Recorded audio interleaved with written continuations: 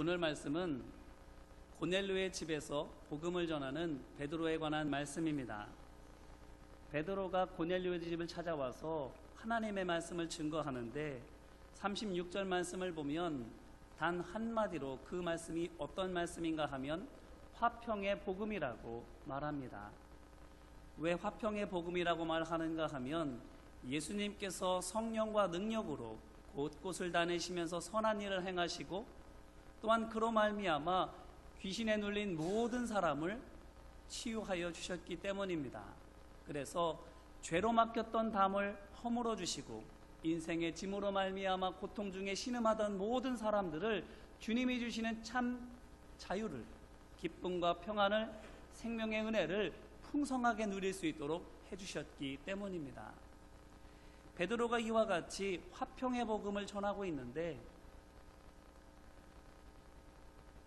베드로가 한 이 말씀은 사실 베드로가 처음 성령 받고 한 첫 번째 설교의 말씀과 거의 똑같은 말씀입니다.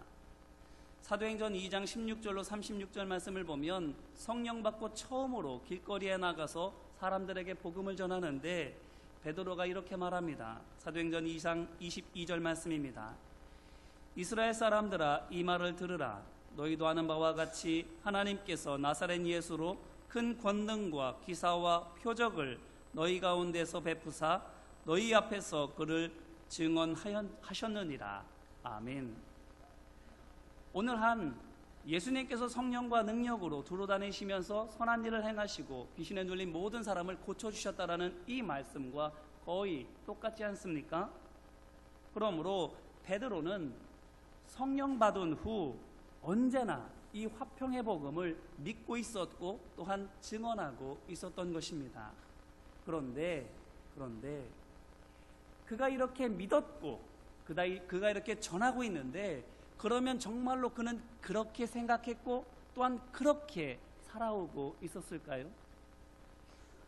놀랍게도 또한 안타깝게도 그렇지 않습니다.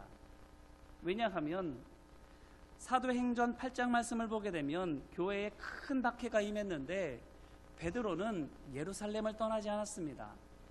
성도들은 다 뿔뿔이 흩어지는 상황에서 나는 그래도 교회를 지키겠노라고 교회를 사랑하는 마음으로 그래도 남아있는 성도들을 위해서 교회를 지켰는지도 모릅니다. 그런데 마치 여기를 벗어나면 안 될 것처럼 베드로는 예루살렘에 또한 예루살렘 교회에 남아있습니다. 빌립이 사마리아로 내려가서 전도하고 그곳에서 사람들이 복음을 영접하고 교회가 세워진다라는 말을 전해줍니다. 그런데 다른 사도들이 이야기를 듣고는 베드로와 요한을 보내게 되지요. 베드로가 자청해서 간 것이 아닙니다. 보내서 간 것입니다. 그리고 가서 사마리아 사람들을 기도해주고 안수해주고 성령 받게 한 뒤에는 다시 예루살렘으로 돌아옵니다. 교회를 사랑하는 것, 교회를 뜨겁게 사랑하면서 열심히 성실하게 섬기는 것, 그게 문제입니까? 아닙니다. 오히려 해야 할 일이지요. 그런데 그것이 만약 하나님의 말씀을, 예수님의 명령을 거스르면서까지 하는 것이라면 그러면 어떨까요? 그러면 문제이지 않겠습니까? 말하자면 교회가 우상이 되는 것이요, 하나님의 일이 우상이 되는 것이기 때문입니다. 예수님께서 뭐라고 명령하셨지요? 사도행전 1장 8절 말씀을 보면 오직 성령이 너희에게 임하시면 너희가 권능을 받고 예루살렘과 온 유다와 사마리아와 땅끝까지 이르러 내 증인이 되리라 말씀하셨습니다. 이 말씀 속에서 되리라 하신 것에 주목해 보시기를 바랍니다. 되라 하신 것이 아닙니다. 되리라 하셨습니다. 성령이 임한 뒤에 노력해야만 권능을 받을 수 있다라는 것이 아닙니다. 노력해야만 나가서 증인이 될 수 있다라고 하신 것이 아닙니다. 성령 받으면 저절로 권능이 임하고 저절로 나가서 복음을 전하게 된다라는 거예요. 예수님을 생각해 보시기를 바랍니다. 요한복음 4장 말씀을 보면 예수님께서 사마리아 땅에 있는 수가라고 하는 성에 들어가시지요. 그리고 그곳에서 물 기르러 나온 여인과 대화를 하십니다. 이게 얼마나 놀라운 일인가 하면 그 여인이 자기 입으로 말하기를 당신은 유대 사람이고 나는 사마리아 사람, 그것도 여자인데 어떻게 당신이 저에게 말을 것입니까? 라고 말할 정도입니다. 예수님께서 어떻게 하시는 것입니까? 성령으로 충만하시니 장소에 구애받지 않으십니다. 성별에 구애받지 않습니다. 당시의 관습에도 구애받지 않습니다. 하나님께서 말씀하시는 곳이라면, 하나님께서 전하라고 하시는 사람이라면 어느 곳에서나 누구에게나 하나님의 말씀을 전하시는 것입니다. 그런데 베드로는 어떻게 했다고요? 성령 받으면 권능이 임하고 권능으로 말미암아 자연스럽게 나가서 복음을 전하게 되는데 그것을 못하고 있는 거예요. 권능은 있습니다. 그렇기 때문에 사도행전 3장 6절 말씀을 보게 되면 은과 금은 내게 없거니와 내게 있는 이것을 내게 주노니 나사렛 예수 그리스도의 이름으로 일어나 걸으라고 말하기까지 한 것입니다. 권능은 있습니다. 믿고 있습니다. 그런데 예루살렘을 떠나려고는 하지 않은 것입니다. 자연스럽게 될 일이 안 되고 있는 거지요. 왜 그렇습니까? 유대인들, 그것도 경건한 사람들, 그것도 예루살렘에 있는 사람들만 내가 감당해야 될 사람이라고 믿는 거예요. 베드로가 예루살렘을 벗어난 것이 남이 시켜서가 아니라 스스로 자원해서 가게 된 것이 언제입니까? 사도행전 9장 32절을 보면 그때의 베드로가 사방으로 두루 다니다가 룻다에 사는 성도들에게로 내려갔더니 이렇게 말하고 있습니다. 9장 32절이 되어서야 비로소 자기 발로 예루살렘을 떠난 것입니다. 무슨 일이 있었던 걸까요? 바로 그 앞에 있는 말씀을 보게 되면 사울이라고 하는 사람이 회심해서 예루살렘에 와서는 사도들과 만나서 이야기합니다. 그리고 자기가 겪은 성령의 역사를 사도들과 말을 나눕니다. 이 말을 듣고 베드로는 예루살렘을 떠난 거예요. 이게 무엇을 말해주는 것입니까? 바울에게 일어난 성령의 역사를 듣고는 그제서야 예수님의 명령이 기억난 것입니다. 그제서야 내가 해야 할 사명이 무엇인지를 깨닫게 된 것입니다. 그렇기 때문에 그제서야 예루살렘을 떠나서 다른 곳으로 가게 되는 것입니다. 그러면 이제 예루살렘을 떠났으니 내가 해야 할 일을 알았으니 성령 받았으면 자연스럽게 예수님처럼 되었습니까? 사실은 또 그렇지도 않습니다. 사도행전 9장 43절 말씀을 보면 베드로가 여러 곳을 다니다가 욥바라는 곳에 이르지요. 그런데 그곳에서 누구의 집에 머뭅니까? 무두장이 시몬의 집에 머뭅니다. 무두장이 시몬이라고 하면은 무두장이가 무엇입니까? 가죽 제품을 만드는 사람이에요. 말하자면 언제나 동물의 사체를 만져야 되는 사람입니다. 유대인의 관점으로 보면 부정한 사람이에요.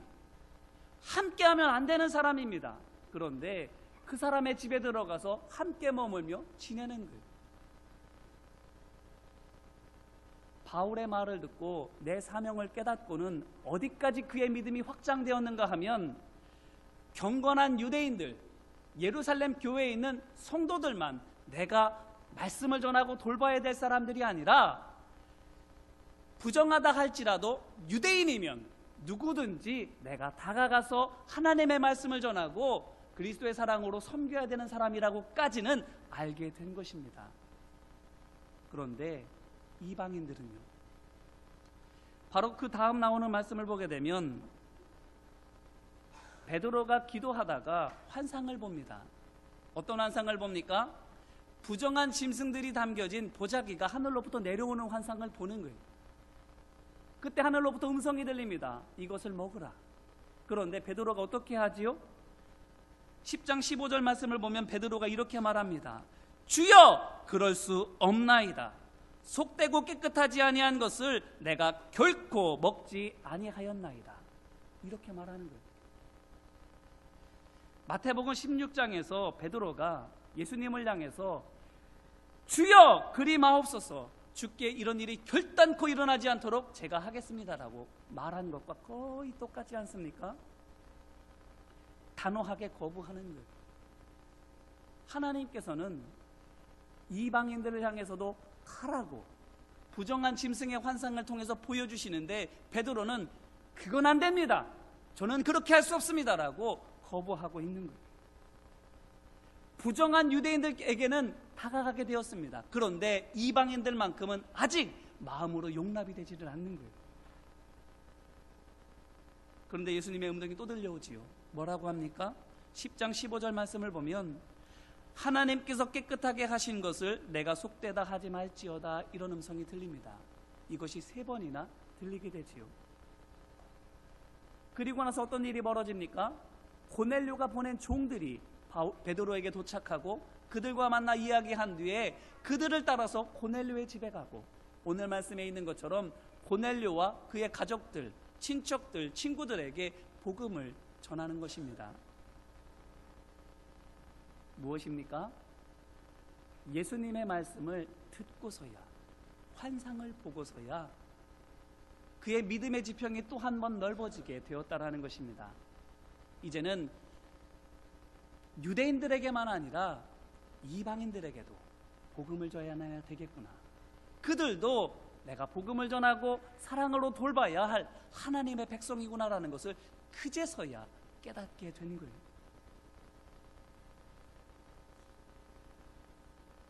성령 받아도 금방 예수님처럼 되지 않습니다. 왜 그렇습니까? 내 생각 때문에 그런 거예요. 내가 살아오던 습관들, 내가 목숨처럼 여기는 세상의 법칙들 때문이에요. 이거 어기면 큰일을 한다고 생각하기 때문에 성령께서는 우리로 하여금 자유롭게 인도하심에 따라 나아가기를 원하시는데, 내가 스스로 항구에다 닻을 묶고 나서는 거기서 더 이상 나가지를 못하는 거예요. 성령의 바람은 불어옵니다. 성령의 파도도 밀려옵니다. 줄만 끊으면 바람 따라서, 성령 따라서 갈 수 있는 거예요. 하나님 인도하심 따라서 나아갈 수 있는 거예요. 그런데 내 생각 때문에, 내 습관 때문에 목숨처럼 여기는 세상의 법칙에 매여서 나아가지를 못하는 거예요. 나아가지를 못해요. 그런데 베드로가 비록 느리지만 어떻게 이렇게 결단해가면서 하나님의 말씀을 향해서 나아갈 수 있게 되었습니까? 바로 예수님의 부활 때문입니다. 제가 목회서신에다가도 주부에다가도 간략하게 적어 놓았습니다만, 오늘 부활절은 그저 한 사람이 죽었다 살아난 날이 아닙니다. 세상의 법칙이 깨어진 날입니다. 세상의 주인이 누구인지를, 진짜 주인이 누구인지를 확실하게 증명한 날입니다. 세상이, 사망 권세가 세상의 주인인 것처럼 행세하였지만 하나님의 능력이 그보다 더 뛰어나심을, 구원하시는 하나님의 사랑이 그보다 더 풍요로우심을 우리에게 명백하게 보여주신 것입니다. 그렇기 때문에 세상의 법칙은 하나님의 법칙보다 약한 것이기에, 하나님의 말씀만이 진정한 진리이기에 내 생각을 내려놓고 내 습관을 버리고 지금까지 목숨처럼 여기고 있었던 세상의 법칙을 과감하게 깨뜨릴 수가 있는 겁니다. 하나님의 말씀을 붙들고 알을 깨고 나온 병아리처럼 새로운 세상을 향해서 나아갈 수 있는 거예요. 닷줄을 끌어버린 배처럼 성령의 인도하심에 따라서, 성령의 이끄심에 따라서 나아갈 수가 있게 되는 것입니다. 예수님의 부활 때문에 오늘이 바로 그날입니다. 보세요. 베드로가 성령 받은 그날부터 화평의 말씀을 믿고 전했지만 정작 자기 자신은 자신의 생각과 습관과 관습에 매여서 그렇게 살지 못했습니다. 화평의 복음대로 살아가지 못했습니다. 그런데 말씀 바라보고 기도하다 보니 점점 그렇게 화평의 복음을 따라서 살아가는 사람이 되는 거예요. 이 말씀으로 우리 자신을 돌아보기를 간절히 바랍니다. 어쩌면 우리도 비슷하지 않습니까? 성령 받고 권능 받았는데, 그래서 성령의 인도하심에 따라서 복음을 어디서든지 누구에게든지 전해야 되는데 내 생각 때문에, 습관 때문에 세상의 법칙에 매여서 자유롭게 나아가지 못하고 있지는 않습니까? 하지만 하나님께서는 베드로를 자라게 하신 것처럼 우리도 자라게 하여 주실 줄로 믿습니다.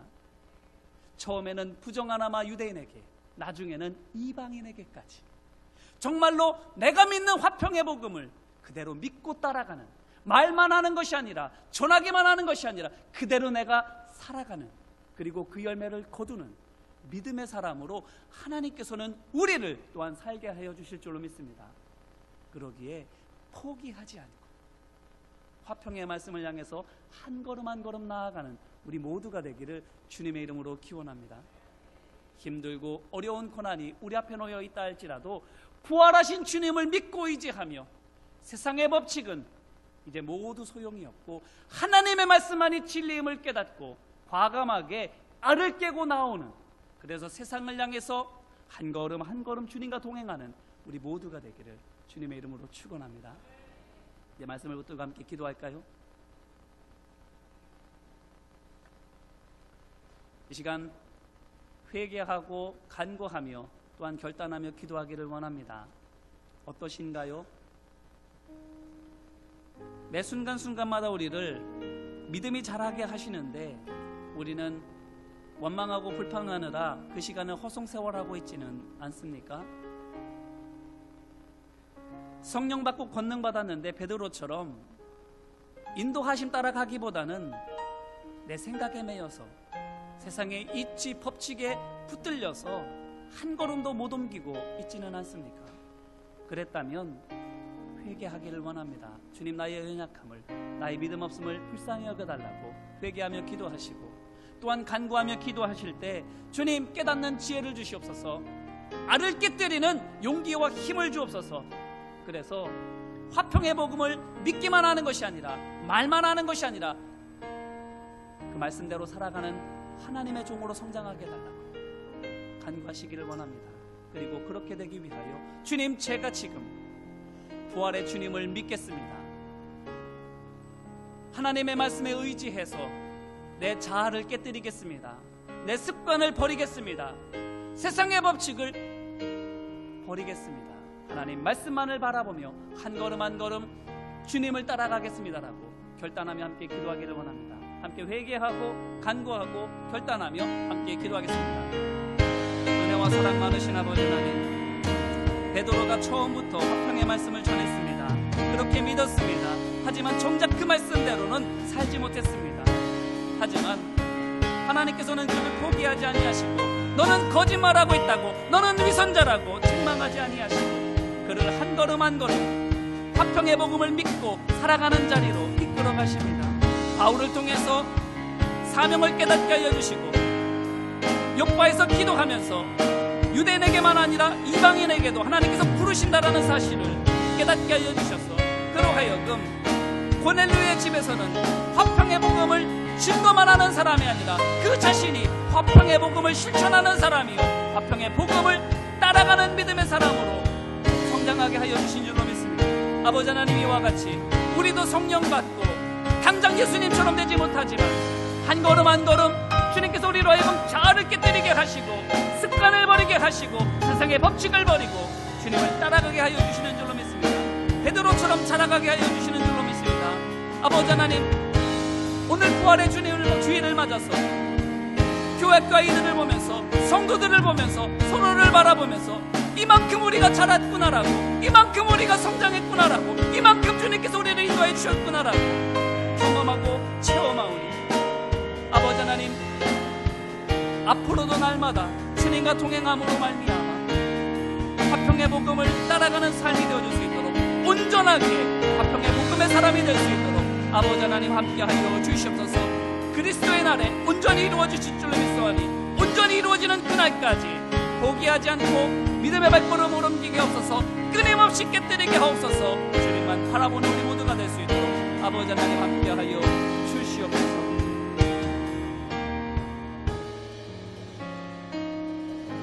은혜와 사랑 많으신 아버지 하나님, 감사합니다.